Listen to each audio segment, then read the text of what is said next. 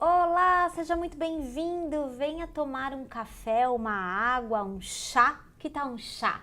Hoje meu convidado ilustre para um bate-papo especial para você é o Daniel Forjaz. Olá, Olá! tudo bem, Fernando? Tinha muita vontade de trazê-lo para conversar com você, porque a gente sabe que no mundo que vive doente, que tem como princípio básico cuidar da saúde, tomar remédio, a gente precisa unir forças com quem apresenta um caminho diferente e efetivo para que você consiga cuidar da sua saúde. Afinal de contas, como a gente sempre fala aqui, ter saúde é ter liberdade, não Com é certeza. mesmo? Queria primeiro que você apresentasse para quem está nos assistindo essa história de plantas medicinais. Parece um pouco meio bruxaria, alquimia. De onde vem esse seu interesse e como é que as pessoas podem saber mais sobre esse assunto?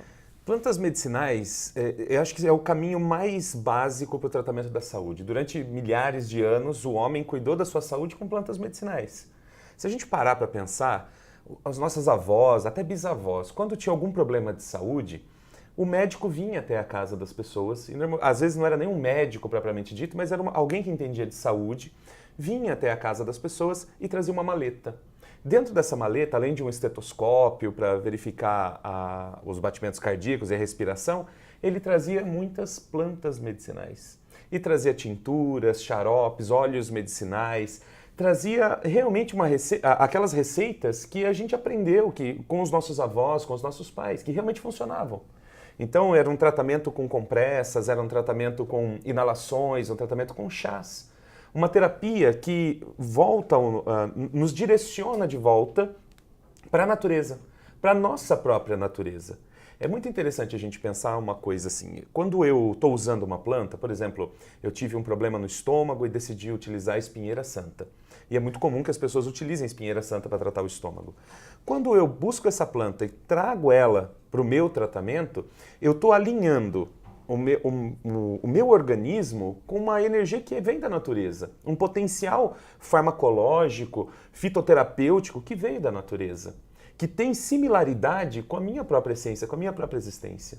Quando eu vou numa farmácia e compro omeprazol, eu estou comprando uma molécula química que foi criada artificialmente em laboratório e que não tem nenhuma similaridade ou afinidade com o meu organismo.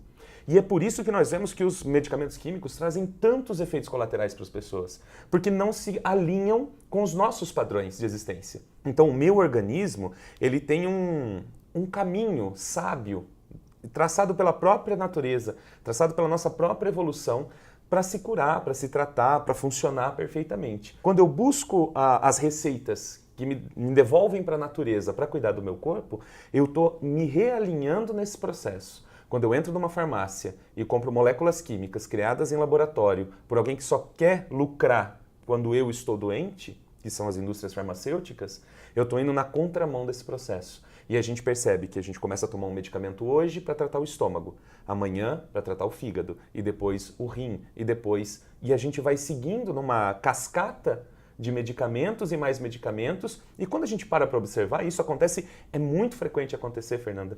A pessoa diz para mim, eu tenho constipação intestinal, o que eu faço? A primeira pergunta que eu faço para ela é, que medicamento químico você toma? Aí eu vou olhar a bula do medicamento químico dela, e tá lá, causa constipação intestinal. Eu digo para ela, não tem o que fazer se você não mudar a forma como você cuida do seu próprio organismo. E assim é com muita gente. Hoje, muitas pessoas que estão sofrendo de problemas como gastrite, enxaqueca, às vezes dermatites, às vezes até depressão. Existem medicamentos que causam surtos psicóticos. Então, às vezes a pessoa está lá tomando um tarja preta para controlar um problema, um padrão psicológico dela que está em desequilíbrio e a origem disso está no medicamento químico. Quando a gente vem olhando a linha do tempo, né, da medicina, essa medicina mais natural, mais original, ela vai até mais ou menos a Segunda Guerra Mundial. É quando surgiu a penicilina e tudo mais. A partir dali, passa a existir uma nova indústria no mundo, uma nova potência muito forte, que é a indústria farmacêutica. E aí, é muito engraçado perceber que quando essas cápsulas, esses comprimidos químicos, sintéticos, chegaram nas prateleiras para atender as pessoas não queriam. As pessoas tinham medo. A gente pode lembrar da revolta da vacina no Rio de Sim. Janeiro, por exemplo. As vacinas apareceram, as pessoas não queriam vacina de jeito nenhum. Então foi um processo de catequizar as pessoas e conscientizar as pessoas de que elas precisavam de vacina. Hoje você fala para uma pessoa, eu não tomo vacina. A pessoa fala, Deus me livre. E a mesma coisa aconteceu naquele momento. Quando chegou a indústria farmacêutica, ninguém queria aquilo lá. As pessoas lembravam de veneno quando olhavam para aquelas cápsulas. As pessoas tinham um pouco de razão. E elas tinham muita razão, na verdade. Mas aí o que aconteceu? Houve um investimento gigantesco de bilhões de dólares dentro da mídia, porque naquele momento também começa a se desenvolver a televisão e tudo mais, começa a ter um desenvolvimento incrível de uma mídia sobre os medicamentos. E o que essa mídia fez? Fez as pessoas acreditarem que usar, por exemplo, uma planta medicinal, um chá, se tratar através da alimentação, através de hábitos saudáveis de vida, simplesmente, era uma loucura. Coisa de gente ignorante, coisa de feiticeiro, coisa de... Eu acho que a gente chega num ponto que é legal a gente discutir, que é bem isso que acontece, né? Quando você vai apresentar, né, uma abordagem que seja uma abordagem por planta medicinal ou que seja um caminho que seja diferente do caminho de comprimido, remédio, pomada, etc., as pessoas se sentem um pouco desprotegidas, como se, ao optar por esse caminho, você estivesse trilhando duas rotas perigosas, né? Uma da desassistência absoluta, só quem não tem acesso a nada, quem vive no meio do mato, pode utilizar esses recursos, né?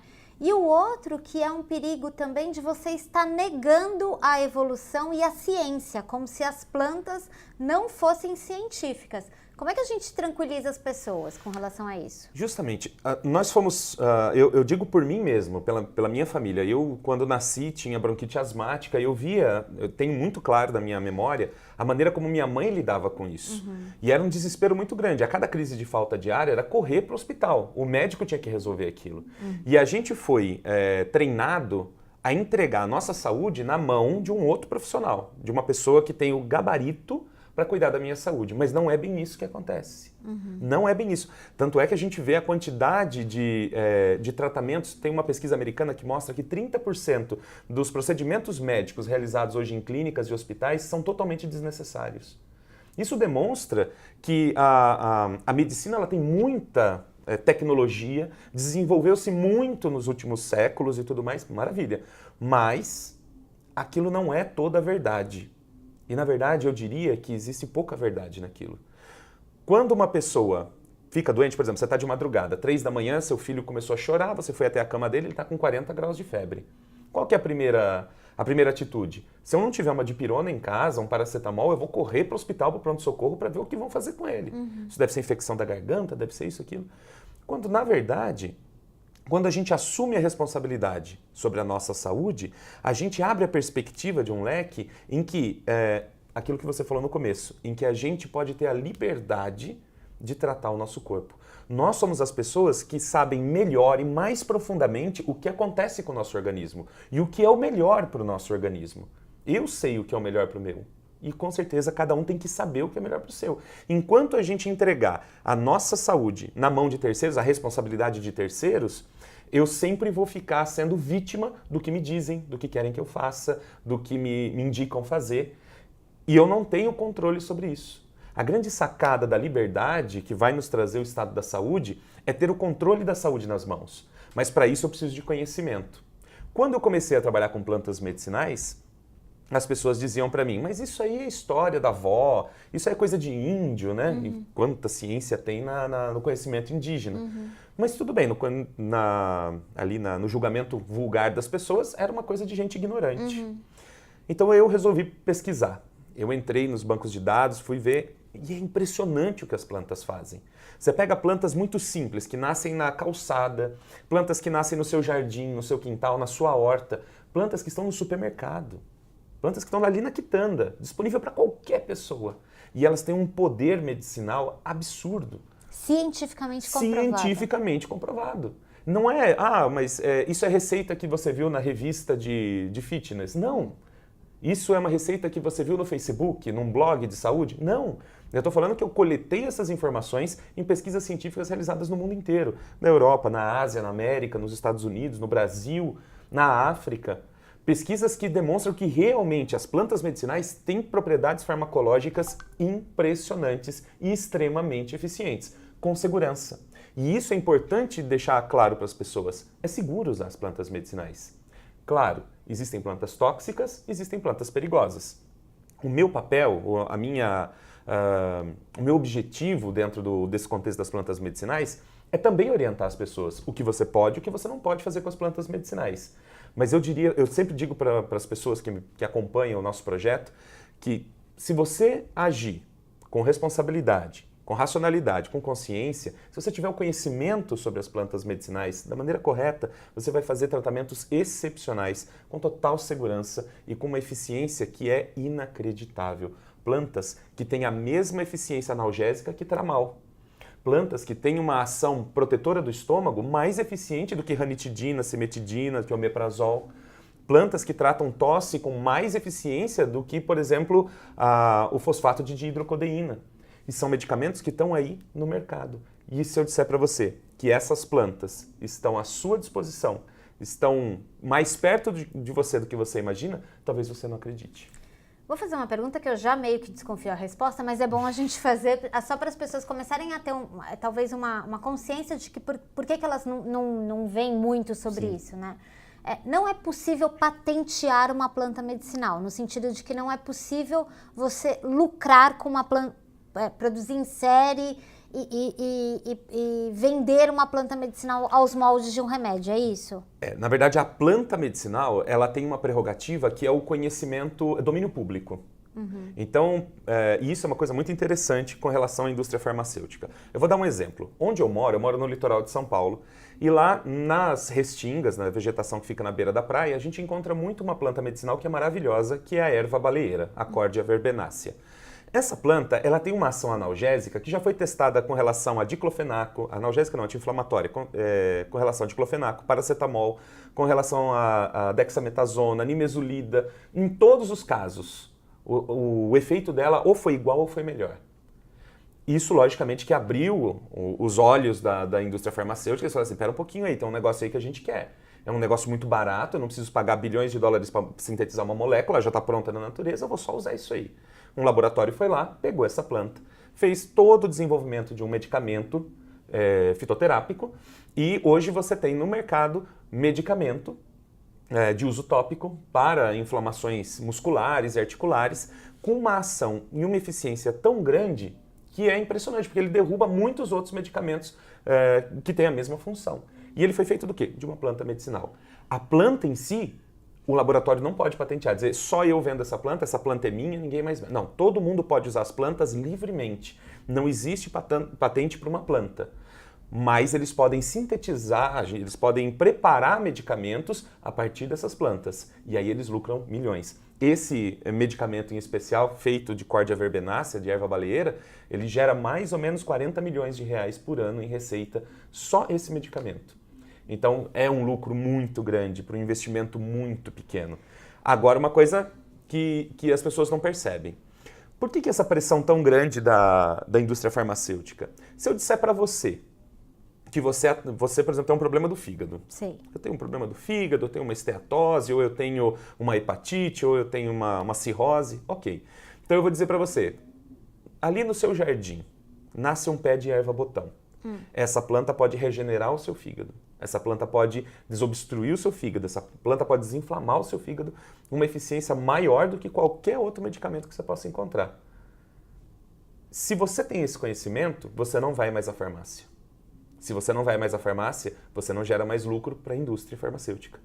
Então, divulgar essas propriedades medicinais das plantas é contra-lucrativo para a indústria farmacêutica. Eu só gero lucro, cada um de nós aqui só gera lucro para essa indústria quando estamos doentes. E o papel dela é nos manter doentes. Nos manter consumidores, ou pelo menos amedrontados para que Sim. continuemos consumidores. Imagina que você que está assistindo, está com um bloco na mão, já escutou o Daniel falando aqui 1000 plantas e você, meu Deus, vai voltar. Calma, calma que a gente vai organizar todo esse bate-papo para você, mas eu queria aproveitar e trazer aqui uma proposta para a gente debater, que é assim, ao mesmo tempo que há muita pressão para que todo esse conhecimento seja silenciado, não venha à tona, até porque não é interessante para que as pessoas sejam empoderadas desse conhecimento, está havendo uma necessidade de mudança, né? Porque, eu não sei você, mas eu não conheço ninguém que seja um usuário crônico de medicação que esteja satisfeito. Nossa, eu tomo há 20 anos o meu omeprazol, menina, tô muito feliz. Civastatina tem me ajudado, que é uma beleza. As pessoas não estão satisfeitas e a expectativa de vida também nos traz essa urgência de saber a qualidade que a gente vai viver, né? Você sente um pouco que é chegada a hora mesmo? Que as pessoas estão nessa ânsia desse conhecimento? É chegado o momento de uma grande mudança, né? Eu percebo que esse paradigma da indústria farmacêutica está sendo paulatinamente quebrado pelas próprias pessoas. Quando você dá um antibiótico para o seu filho e ele tem um monte de efeitos colaterais por conta daquele antibiótico, você reflete, fala, cara, isso cura ou isso prejudica mais ainda a saúde do meu filho? Isso vai acontecendo cada vez mais. Então, há uma conscientização das pessoas. Como eu disse, né, quando alguém fala para mim, olha, eu tomo tal medicamento, tal, mas eu me sinto bem. Eu digo para ele, você se sente bem porque você não entende o que está acontecendo. Por exemplo, anemia. Você só percebe a anemia se você fizer um exame de sangue, fizer um hemograma. E a pessoa está tomando um medicamento que causa anemia dela, mas ela não está percebendo. Danos nos rins. Você só percebe quando já estragou o rim. Você não vai perceber, acho que está um pouquinho pior o meu, está filtrando menos hoje. Você não percebe isso. Você só vai perceber quando você estiver no nefrologista, fizer um exame e sua creatinina estiver extremamente alta. Aí você percebe que aquele medicamento realmente estragou o seu rim. O que acontece é que as pessoas não percebem esse processo de prejuízo do organismo através dos medicamentos químicos. O que te fez olhar para as plantas medicinais? O que acontece é o seguinte, quando eu fui pai muito cedo, fui um menino de 18 anos que já era pai. E a minha filha, ela nasceu com o mesmo problema que eu, ela tinha bronquite asmática. Eu, aos 12 anos, não tive mais bronquite asmática, mas a minha filha tinha e era muito difícil, porque eu não tinha conhecimento nenhum sobre nada. Com 18 anos, quem é que tem conhecimento sobre alguma coisa, né? Era eu, minha esposa e minha filha. E a gente vivia no pronto-socorro, de madrugada, falta de ar todos os dias no pronto-socorro, Berotec, Atrovente, Berotec, Atrovente, Berotec, Atrovente. Uma noite a gente chegou só para revalidar uma receita médica para fazer inalação. Eu tinha vencido a receita. Aí o médico era um japonês, um senhorzinho oriental, uns mais de 60 anos, sentado no consultório do pronto-socorro. Aí ele olhou para a receita, olhou, e eu assim, vai logo, doutor, minha filha está com falta de ar. Aí ele falou assim, posso falar uma coisa? Eu falei, pode. Você quer salvar a vida da sua filha? Eu falei, eu quero, por isso que eu estou aqui. Ele falou, então procure ajuda em outro lugar, porque o que nós temos aqui pode matar a sua filha. Eu já vi crianças tendo parada cardiorrespiratória com a metade dessa dosagem que ela toma. Sabe o que é abrir um buraco no chão e você não saber mais o que fazer? Você tem uma filha com falta de ar e o médico acabou de dizer que o tratamento pode matar a sua filha com uma parada cardiorrespiratória. Dali eu saí, sabe, realmente sem saber o que fazer. Naquela mesma semana, e o universo é muito sábio, ele vai conectando as coisas, uma amiga minha me encontrou na rua e ela disse assim, por que você não trata sua filha com homeopatia? Eu falei, homeopatia, nem sei o que é isso. Ela falou, homeopatia, explicou mais ou menos o que era, a família dela tinha uma farmácia homeopática e ela me indicou um médico homeopata em São José dos Campos, que é uma cidade a 100 quilômetros de onde eu tô. Eu falei, não, eu vou lá, se esse homem pode resolver esse problema, eu vou lá. Quando chegamos lá, era uma conduta totalmente diferente. Foi 1h30 de anamnese, conversando, tentando entender a alimentação, relação da família, a casa, tudo, ele tentou entender tudo. No final ele deu um vidrinho assim, era muito engraçado porque parecia água, né? Ele falou, você bate na mão, pinga e dá para a criança. Eu falei, o senhor tá brincando. A minha filha toma antibiótico, anti-inflamatório, broncodilatador, antialérgico, você acha que é essa aguinha que vai curar a minha filha? E para mim eu não faria o tratamento, mas a minha esposa falou, não, peraí, a gente veio até aqui, a gente vai fazer. Em mais ou menos 90 dias, a minha filha nunca mais na vida teve uma crise de bronquite asmática. Eu falei, cara, existe alguma coisa que eu não conheço e que é muito poderosa nisso tudo. Só que naquele momento eu não tinha condições de estudar homeopatia. Aí eu me voltei para o que era da minha ancestralidade. Eu lembrava das garrafadas, as xaropadas que minha avó fazia, os chás, os xaropes que meu pai fazia quando eu tinha bronquite asmática. Eu comecei a lembrar das plantas. Nossa, minha avó usava flor de cambará, usava sabugueiro, usava folha de manga, flor de mamão macho. Eu acho que eu tenho que ir atrás disso. E aí foi começando a pesquisar aquilo em livros que eu comprava no sebo. E eu procurava informações e começava a ver que tinha alguma relação ali. E ali eu comecei a estudar as plantas medicinais. Quando foi em 2005, eu entrei para a faculdade de biologia. E dentro da faculdade eu tive contato com a produção científica. Eu entendi o que era um artigo científico, uma pesquisa, e percebi que as pessoas faziam pesquisa sobre as plantas. E ali eu comecei a me aprofundar naquilo. Eu queria entender as plantas agora a partir da ótica científica. Hoje, eu já li mais de 2.000 artigos científicos sobre plantas medicinais. Eu já escrevi, já fiz revisões sobre 200 plantas medicinais. Cada uma delas me impressiona mais, me apaixona mais, me desperta um desejo de transformar o mundo. E essa é a grande sacada. O que eu mais sinto dentro de mim é que através do conhecimento das plantas medicinais, eu posso transformar a saúde do mundo.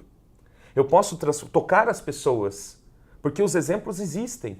Eu tenho dezenas e dezenas de exemplos de pessoas que se trataram das coisas mais escabrosas. Então, uma pessoa que evitou o transplante de fígado, outra evitou um transplante de pulmão, só utilizando plantas medicinais. Eu tenho uma aluna que emagreceu 50 quilos em 90 dias.